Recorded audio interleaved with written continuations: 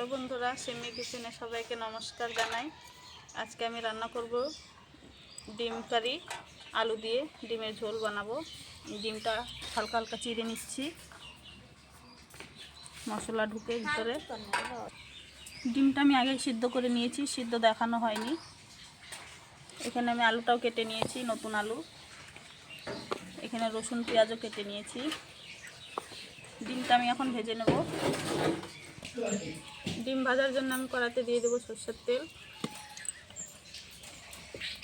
তেলটা গরম হয়ে গেছে, সিদ্ধ করা ডিমটা তেলে ছেড়ে দেবো। ডিমের মধ্যে দিয়ে দেবো স্বাদ মতো নুন, সেগুলোর মতন হলুদ গুঁড়ো দিয়ে ভালো করে ভেজে নেবো ডিমটা।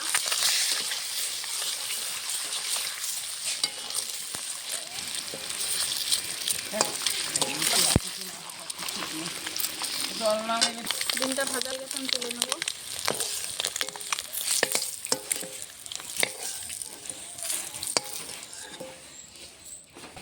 দিয়ে দেবো ফোড়নের তেজপাতা, গোটা জিরে,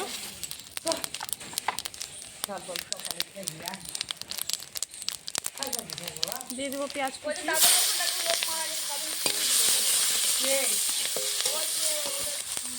দিয়ে দেবো রসুন। পেঁয়াজটা এখন ভালো করে ভেজে নেবো। পেঁয়াজটা ভাজা হয়ে গেছে, এখন আলুটা দিয়ে দেবো। আলুটা ভালো করে ভেজে নেবো।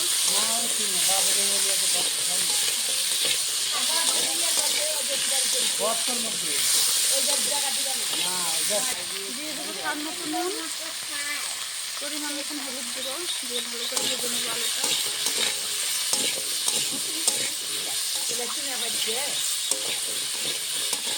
আমি তো আলুটা লাল লাল করে ভেজে নিয়েছি।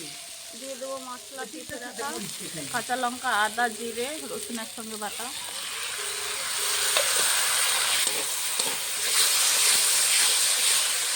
মশলা দিয়ে ভালো করে কষিয়ে নেব।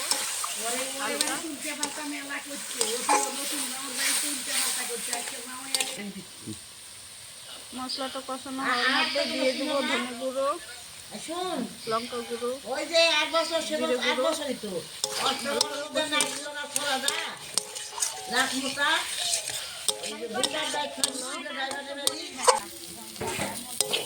আলুটা মশলার সঙ্গে ভালো করে কষিয়ে নিয়েছি, আলুটা সেদ্ধ হয়ে গেছে আমার। কষাতে কষাতে এখন জল দিয়ে দেবো।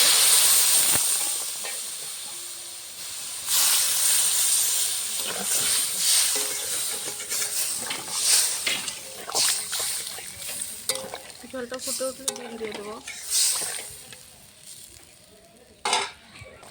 ভেজে রাখা ডিমটা দিয়ে দেবো। না না,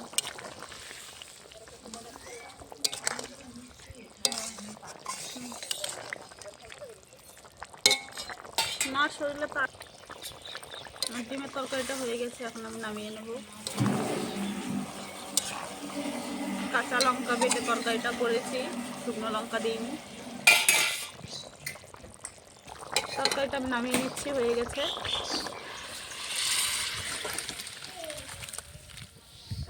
আমার আলু দিয়ে ডিমের ঝোলটা রান্না হয়ে গেছে। আমি আজকে সিম্পল পদ্ধতিতে রান্না করেছি ডিমের ঝোলটা। আপনাদেরকে রান্নাটা ভালো লাগলে অবশ্যই লাইক, কমেন্ট, শেয়ার, সাবস্ক্রাইব করে দেবেন।